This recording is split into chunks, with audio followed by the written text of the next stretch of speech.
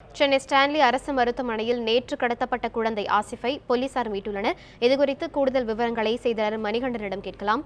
Manikandan, Stanley அரசு மருத்துவமனையில் கடத்தப்பட்ட குழந்தை ஆசிஃப் எவ்வாறு மீட்கப்பட்டான்? அனிதா, நேற்று காலை ஸ்டான்லி அரசு மருத்துவமனையில் ஆசிஃப் என்ற 3.5 வயது குழந்தை கடத்தப்பட்டிருக்கிறார்.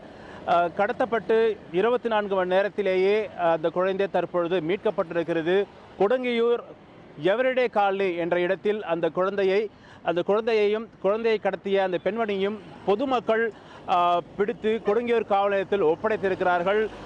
கொடுங்கையூர் காவல் நிலையத்தில் ஒப்படைத்த குழந்தை ஆசிஃப் மற்றும் கடத்தியதாக கூறப்படுகின்ற அந்த பெண்மணியை காவல்துறையினர் வண்ணாரப்பேட்டை காவல்துறையிடம் தற்பொழுது ஒப்படைத்திருக்கிறார்கள்.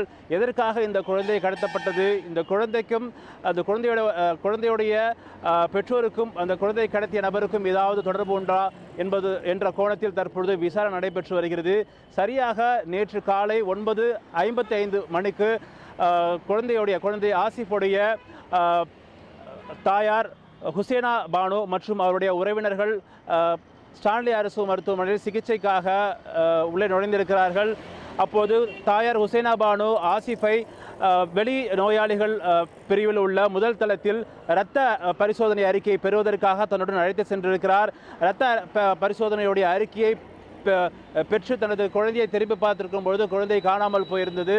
உடனடியாக ஸ்டான்லி அரசு மருத்துவமனையுடைய வெளிப்புற காவல் நிலையத்தில் உடனடியாக ஹுசேனா தகவல் தெரிவித்திருக்கிறார். இதனையடுத்து உடனடியாக ஸ்டான்லி அரசு மருத்துவமனையுடைய காவல்துறையினர் வண்ணாரப்பேட்டை காவல்துறைக்கு தகவல் தெரிவித்து உடனடியாக காவல்துறையினர் ஸ்டான்லி அரசு மருத்துவமனையில் குழந்தையை தேடியிருக்கிறார்கள். சிசிடிவி காட்சியை ஆய்வு செய்ததில்தான் குழந்தையை 2 பெண்மணிகள், முதலில் குர்தா அணிந்த ஒரு பெண்மணி அந்த குழந்தையை 3.5 வயது குழந்தை ஆசிஃபை கூட்டுக் கொண்டு வருகிறார்.